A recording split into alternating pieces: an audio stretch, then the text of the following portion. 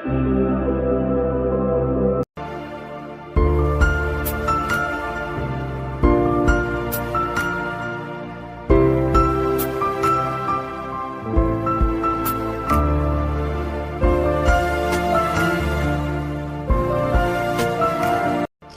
യേശുവും ശിഷ്യന്മാരും കൂടെ പടകിൽ യാത്ര ചെയ്യുമ്പോൾ യേശു അമരത്ത് തലവെച്ച് കിടന്നുറങ്ങിയായിരുന്നു.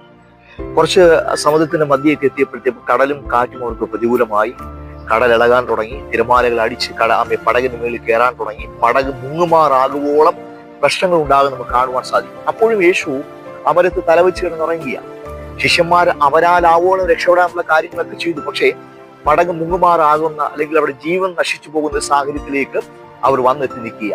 ആ സമയത്ത് യേശുവിനെ തട്ടി ഉണർത്തി അവർ ചോദിച്ചു, ഗുരു, ഞങ്ങൾ നശിച്ചു പോകുന്നതിൽ നിനക്ക് വിചാരമില്ലയോ? ഞങ്ങൾ നശിച്ചു പോകും. നമ്മൾ പലപ്പോഴും ചോദിക്കും, കർത്താവേ, ഞങ്ങളുടെ ഈ അവസ്ഥയിൽ, ഞങ്ങളുടെ ഈ പ്രതികൂലത്തിൽ, ഞങ്ങളുടെ ഈ വേദനയിലൊക്കെ ഞങ്ങൾ തകർന്നുകൊണ്ടിരിക്കുക, നീ ഇതൊന്നും കാണുന്നില്ല ദൈവമേ, ഞങ്ങൾ നശിച്ചു പോകുന്നതിൽ നിനക്ക് വിചാരമില്ലയോ? നമ്മൾ പല പ്രാവശ്യം ചോദിക്കുന്ന ഒരു ചോദ്യമാണ്.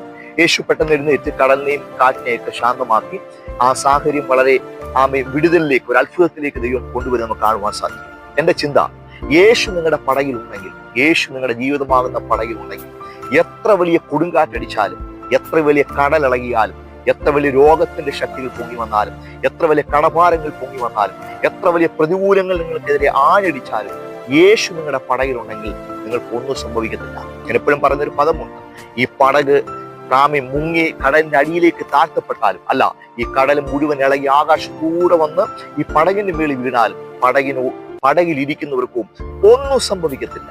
പടകിന്റെ പ്രത്യേകതയല്ല, ശിഷ്യന്മാരുടെ പ്രത്യേകതയല്ല, ഒറ്റ റീസൺ, പടകിന്റെ അമരത്ത് ഒരുവനിരിപ്പുണ്ട്. നിങ്ങളുടെ ജീവിതമാകുന്ന പടകിന്റെ അമരത്ത് യേശു ഉണ്ടെങ്കിൽ, ഇന്ന് എത്ര വലിയ പ്രതികൂലത്തിന്റെ കാറ്റുകൾ നിങ്ങൾക്കെതിരെ ആഞ്ഞടിച്ചാലും, ദൈവാത്മാവ് ഞാൻ നിങ്ങൾക്ക് ഉറപ്പ് പറയുന്നു, ഒന്നും സംഭവിക്കാൻ പോകുന്നില്ല. നിങ്ങൾ ജയാളിയായി മാറും. അത്ഭുതങ്ങൾ നിങ്ങളുടെ ലൈഫിൽ സംഭവിക്കും. കാര്യം, നമ്മുടെ ജീവിതമാകുന്ന പടകിൽ അല്ല, നമ്മുടെ കൂടെ, നമ്മുടെ ഹൃദയത്തിൽ യേശു ഉണ്ട്. യേശു അത്ഭുതം ചെയ്യും.